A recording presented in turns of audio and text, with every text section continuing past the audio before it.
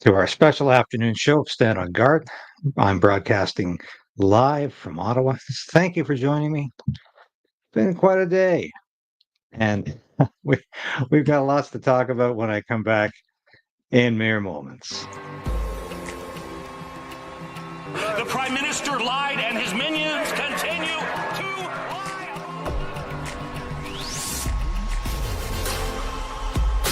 We need political change. But we also need to resolve to resist.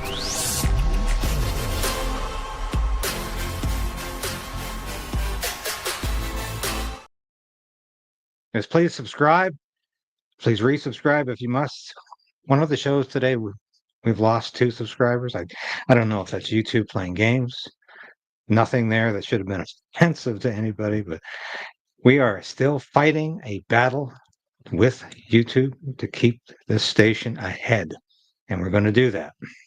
Well, thank you for tuning in this afternoon, and hope you saw my spot on Redacted yesterday, by the way. That was really a lot of fun because I thought there was a lot of hot air that day. And anyway, I was just enjoying the opportunity.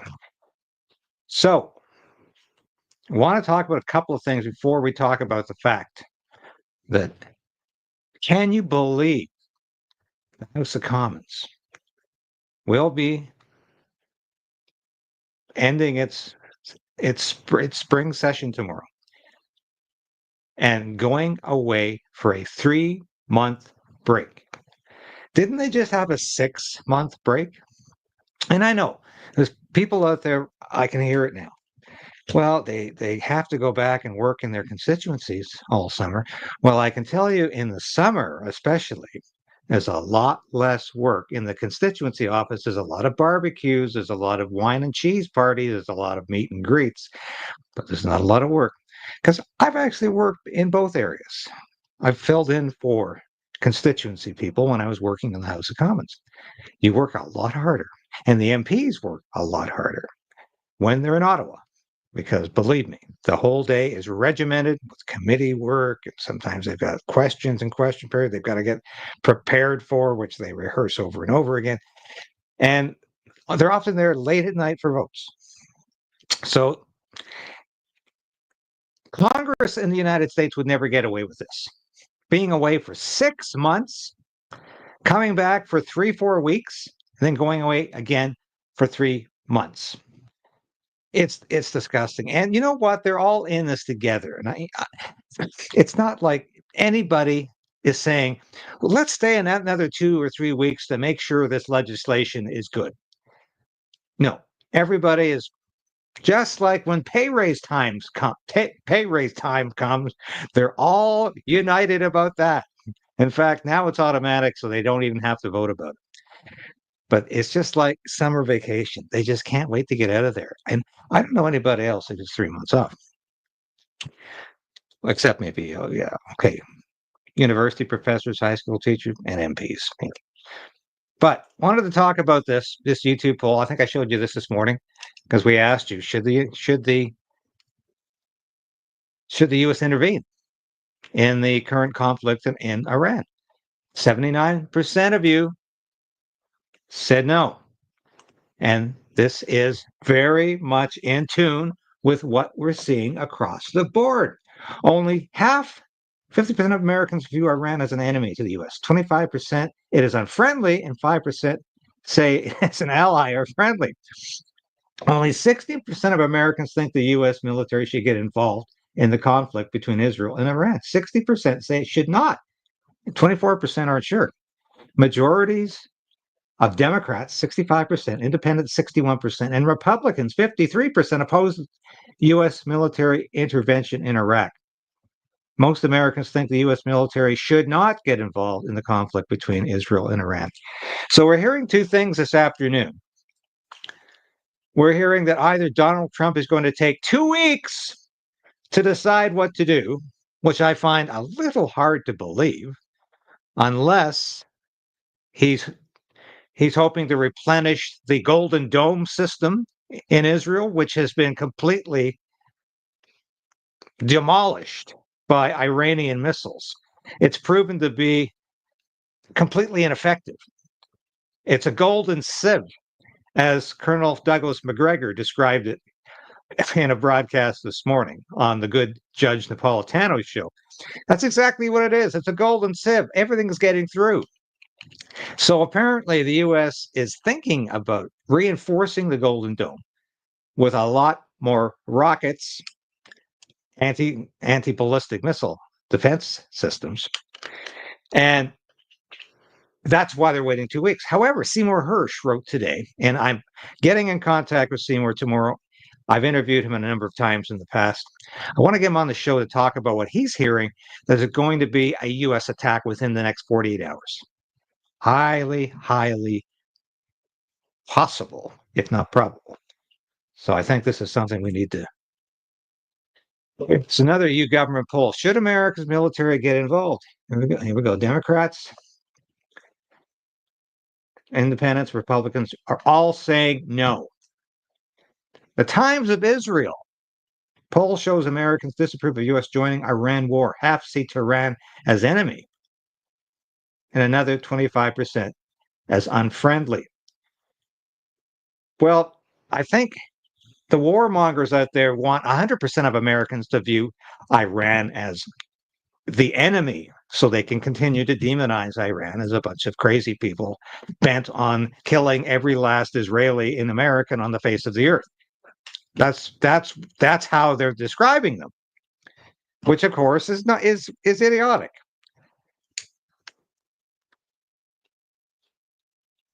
So we want to get to the question period today, because this is the penultimate day of the House of Commons sitting. And and of course, as I said earlier, nice work if you can get it. And MPs get it if they try. But that is precisely the how ludicrous our situation is right now.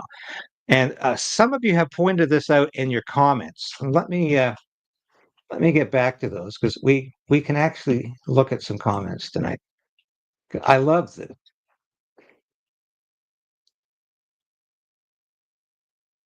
Yeah, here we go. Wally Bartfay. We got that right, Bartfay? Yes. Where's the crisis, Carney? 100-day vacation during a crisis? Exactly. And, of course, jetting off to the EU for multiple summits while the economy crashes. Bravo. And that's all I can say is it precisely. What are these people thinking? It's like we're being conditioned. One day we're told, hey, folks, we are in an existential crisis, either because the Americans are no longer dealing with us as equal partners, as if they ever did, or we have to now turn our attention and energies to Europe because we can't rely on the Americans anymore. Donald Trump is going to come down. Donald Trump wants to take over Canada. We are facing the worst crisis in a generation. And of course, it's such a crisis they can all take off. And don't worry, the government, it's a caretaker government anyway, because Mark Carney does all of his work behind closed doors. And this is a backroom government. So let's have a look at what happened in question period today. But before I do that, I just wanted to show you this, because you've seen this one before, but don't you wish we had an age of this sort of certainty right now, where you actually knew where politicians stood? You knew there were certain people that called themselves conservatives, others that called themselves liberals, some called themselves Democrats, some called themselves Republicans. And there were clear lines, ideological lines about what they believed in. But even though they had clear ideological delineation, they were able to get along civilly, and half the country didn't hate the other half. We got along.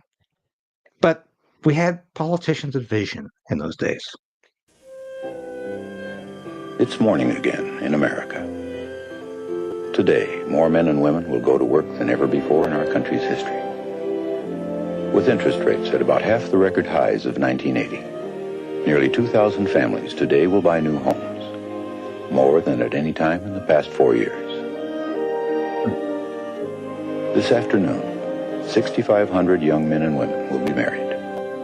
And with inflation at less than half of what it was just 4 years ago, they can look forward with confidence to the future. It's morning again in America. And under the leadership of President Reagan, our country is prouder and stronger and better. Why would we ever want to return to where we were less than 4 short years ago? Most effective political ad in history, as far as I'm concerned. And it's a positive ad. No attack, no personal attacks, no venom, just positive. Now let's have a look at question period today, because I think the Conservatives have a winning strategy with going after the gas-powered automobile or vehicle ban, which we all said was going to happen in 10 years, but apparently it's being phased in within the next 1 year. And this is something they have really been drumming up a lot of attention on this week. And Mark Carney really embarrasses himself today. He calls the speaker Mr. Prime Minister. Just wait for that. Continuing the Trudeau tradition of breaking his promises and hiding from accountability. He refuses to table a spring budget while massively increasing government spending and keeping the Parliamentary Budgeting Officer in the dark. And just like Trudeau, this guy can't even get a tax cut right. He promised $800, yet the average Canadian will only save $90 this year. Wow. Not even enough to get a hot chocolate from Tim Hortons weekly.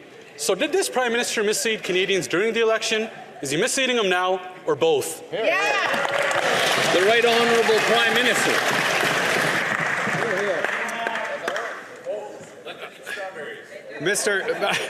Mr. Speaker, I recognize the job of Prime Minister comes with many responsibilities. I didn't know addition and division were one of them. The Parliamentary Budget Officer refers to the reductions for all Canadians. The vote that the members opposite supported this government on delivers a tax cut for the 22 million Canadians who pay taxes and drive this country forward. The honourable member for Calgary East. Coming from the guy that doesn't even do his own grocery shopping, he's bragging about a $90 tax cut this year when his government's policies raised the cost of groceries $800. He's broken all of his promises, spending, tax cuts, high-priced consultants, and he's all elbows down on the U.S. And while he's begging on his knees in front of Trump, Canadians have high grocery prices, unaffordable homes, and rising crime. But wait, everyone should be grateful for a $90 tax cut this year. Why doesn't he just reverse his disastrous policies, drop a spring budget, and actually lower taxes for Canadians? Yeah. The Right Honourable Prime Minister. Mr. Speaker, once again, a tax cut is a cut for those who pay taxes. 22 million Canadians pay taxes in this country. 86% of that tax cut goes to those in the first two tax brackets. When you have a two-earner family, the maximum tax cut is $840 a year. The members opposite think it's irrelevant. It's relevant for Canadians. It's building this economy. We're glad they voted for it. They just happen to have forgotten now. Honourable member for Leeds, Grenville, Thousand Islands, Rideau Lakes.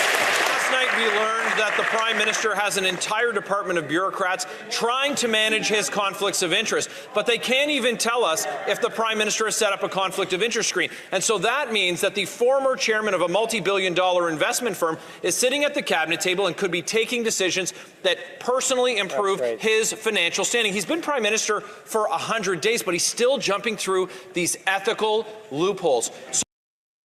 Got to jump in there on Michael Barrett. He's fantastic MP.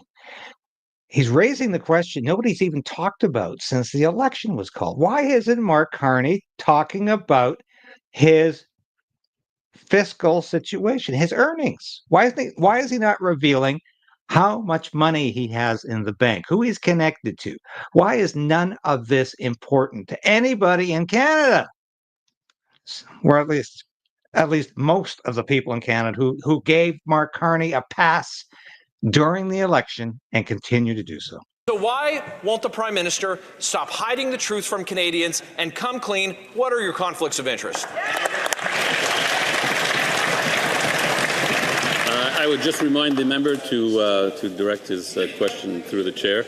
The Right Honourable Prime Minister. Thank you, Mr. Speaker. Unlike member opposite, I'm proud of having experience in the private sector. I'm proud of having experience helping to build this country. I'm proud of having filed all my requirements in advance before required, including a screen for the conflict of interest. How about the tax dodging, Mark Carney? This is a guy who's got the nerve to say he's a taxpayer. And he's a taxpayer outside of Canada. The Honourable Member for Leeds, Grenville, Thousand Islands, Rideau Lakes. Well, unlike the Right Honourable Prime Minister, I'm proud to have served our country in the Canadian Armed Forces in uniform. Do some friggin' homework. Do some homework. This Prime Minister seems to do whatever he thinks he can get away with. He voted for the Liberals' ban on gas-powered cars, while Brookfield is heavily invested in the EV supply chain. We know that he used offshore tax havens in the Caribbean to avoid paying Canadian taxes. His own department won't even say if he set up conflicts of interest screens. So instead of maligning people who serve the country in uniform, why doesn't he stand up and come clean about his conflicts of interest? The Right Honourable Prime Minister. Mr. Prime Minister, sorry. There, you saw it. Mark Carney, there he is. Can't believe I just said that. He just referred to the Speaker as Mr. Prime Minister. Does he not really believe he's the Prime Minister? Battlefield promotion there. Mr. Speaker, I'm proud as Prime Minister to have made the biggest investment in our military in decades. I am proud. I mean, look at this clown. And he's got the entire front and second rows laughing with him. He's laughing at the fact that he can't remember who the Prime Minister, who the Speaker is, and that he's belittling members of the Canadian Armed Forces because they weren't in the private sector like he was. And who's he spending all of this money on for the armed forces? It's going to be the European armed forces. And as of this weekend, this horrible plan is going to be unveiled. $225 billion Canadian going to rearm Europe. This is disgraceful.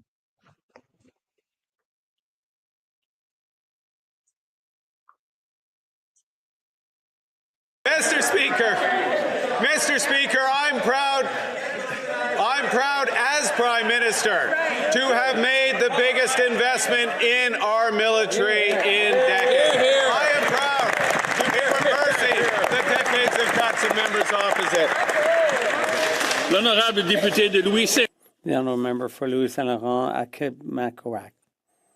Mr. Speaker, on the campaign trail, the Prime Minister promised to lower taxes for families. An $825 tax cut was promised, but the PBO has set the record straight. It's not $825. It's over 3 times less than that, $270 per family. Can the Prime Minister tell Canadians he's sorry for misleading them? Mr. Speaker, there's a difference between the average and the maximum. The maximum, yes, it is $840 per year. And that's a reduction for 22 million Canadians. Thank you for your support for that measure. The honourable member for Louis Saint Laurent, Akimak. Mr. Speaker, the Prime Minister is not confirming the truth. It is that Canadians will, on average, get barely $90, and for a low-income senior, it's only $50, not even $1 a week. When the Prime Minister was running Brookfield, if an executive promised him major savings and then missed the mark, if it was less than expected, does the Prime Minister say, yay, let's keep going? Or would he tell that executive, why did you mislead me? The Right Honourable Prime Minister. Mr. Speaker, the future of Canadians and of young people and of seniors is a future where we are going to build this great country with legislation to create a single. Mr. Speaker, the Prime Minister is a broken record of broken promises, and the Prime Minister said, "Judge me by the price at the grocery store," and that he's the man with the plan. Well, he's failing. Just since the start of this year, beef up 34%, oranges up 26%, apples up 18%, and baby formula up 9%. So this is making it harder for families trying to put nutritious food on the table. Will the Prime Minister do the right thing and table a budget that actually cuts taxes and reverse his inflationary? Why would the Prime Minister want to table a budget when he's getting away with what he's getting away with right now, which is essentially spending your money without authorization, without a budget? So nothing is requiring him to pass any budget. Why would he want to do that? He wants to go home. He wants to govern from the back rooms. So it's almost ludicrous to keep asking him this question because he just ignores it. He has no intention of introducing a budget. I bet we won't see one till next spring, if at all. He could continue to govern in this fashion because he's getting away with it with the authorization of the Governor General. He's getting away with this kind of government. And I don't know about you, but I think it's just beyond contempt that this man continues to get away with this. And with very little criticism from the mainstream media about the amount of money he's going through without, I say it again, without authorization. So that was question period today. I included that last little clip because yes, he's a broken record of broken promises, and that's what he is. But here's an oddity. We have Leslyn Lewis, I think overall is a pretty darn good MP from the Toronto area. And she's suggesting we should make some changes to Bill C-5. This is the bill that's ostensibly only about eliminating interprovincial trade barriers. But there's a poison pill in this bill because it talks about one economy. And so what does one economy really mean? Does it mean the federal government is going to try to usurp provincial authority over natural resources? I've been thinking that for quite some time. Every bill Carney introduces, you have to get into the guts of the bill. You have to see what's inside. You have to read the fine print to discover what he really is after. And with Bill C-5, it's not just about interprovincial trade barriers. The potential here, again, for Mark Carney giving himself the authority to approve every project.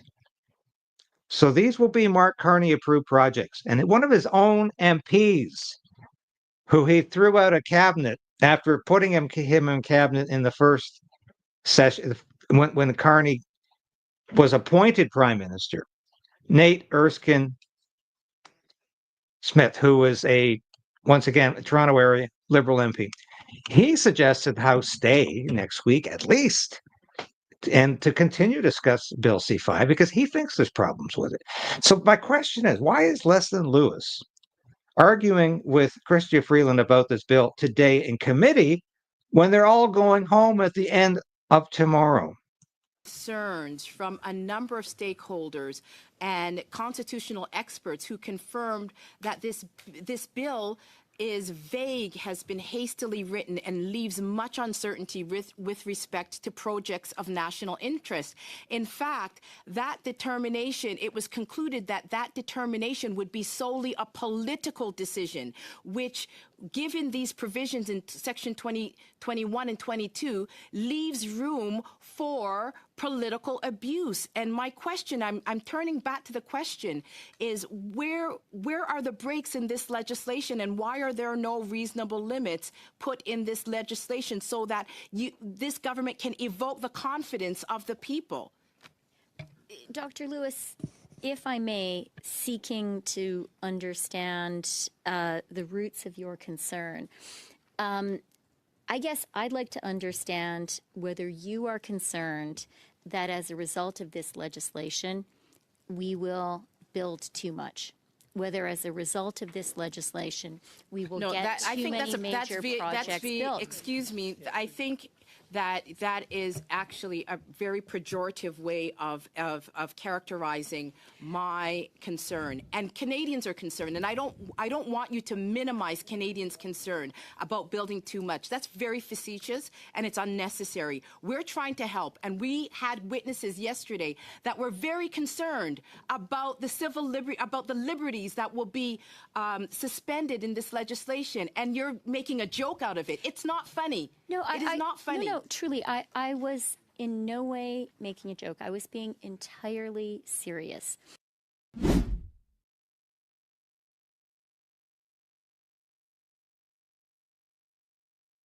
And you know, when Chrystia Freeland starts to talk slowly like that and pedantically like that, she's being very serious. I think she's being very dismissive, but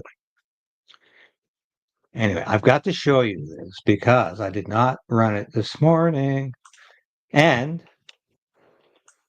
we've got so much more interesting merchandise in the store. And I want you to have a look at this. I'll be back with another clip, some parting remarks. But this is a great clip I was going to show this morning, and we ran out of time.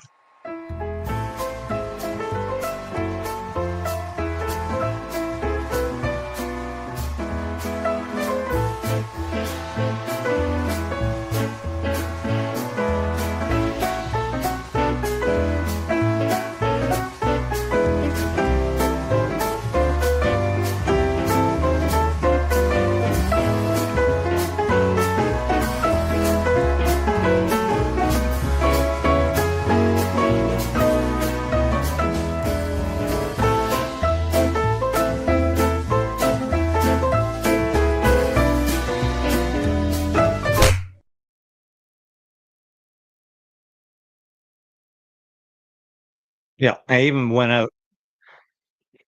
I even left the office to put this hat on. This is my favorite. I love this hat. I don't wear a lot of baseball caps. I have a New York Yankees cap that I wear once in a while. But I don't wear a lot of baseball caps. But this one, I go out now when I'm riding my bike, I wear this cap, and I just love it. And when I wore this the other night when I went to the Jimmy Dore concert, a lot of people came up to me and they said, "Hey, you know, we have one of those hats, or we watch your show." So it's a great conversation. So get one. Go to the store and get one, please, please, please. And we appreciate it so much, because let me tell you, the last 2 or 3 weeks have been very, very difficult. But you take it in stride. You keep on pitching. You keep on swinging. That's what you do. So I want to show you. This is Michael Barrett again. And I think this is a great little clip.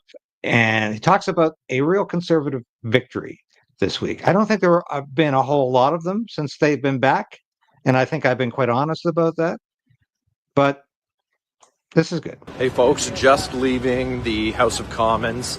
And this is big news.